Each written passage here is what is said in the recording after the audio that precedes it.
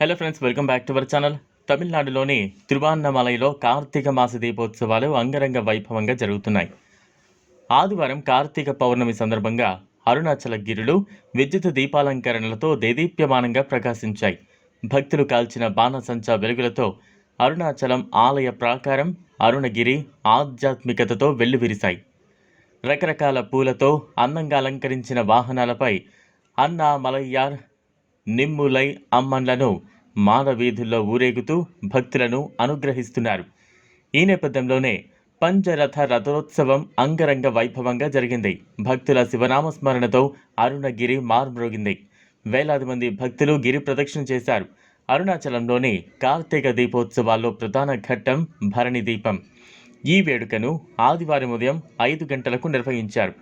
అన్నామలయ్యార్ గర్భగుడి ఎదుట శివాచార్యులు వేద మంత్రోచ్చారణలతో పారాణి దీపం వెలిగించారు. ఈ సందర్భంగా ఆయన అనేకత్వంలోని ఏకత్వాన్ని వివరించారు.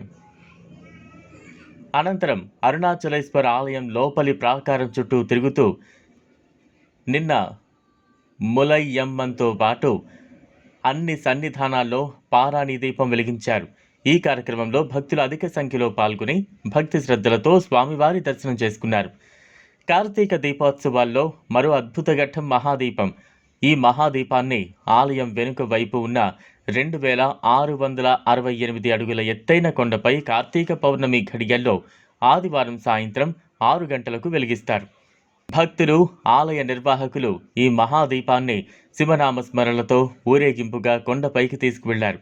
ఈ మహాదీపాన్ని వీక్షించేందుకు అరుణాచల క్షేత్రానికి వేలాదిగా భక్తులు పోటెత్తారు. ఆలయంలో ప్రత్యేక పూజల అనంతరం కొండపై 7 అడుగుల పొడవు 200 కిలోల బరువు కలిగిన జ్యోతిని వెలిగిస్తారు.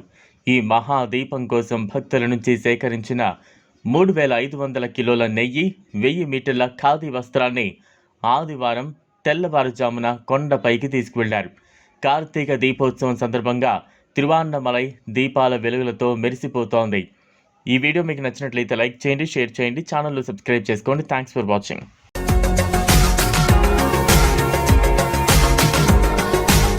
మరిన్ని అప్డేట్స్ కోసం మా ఛానల్ని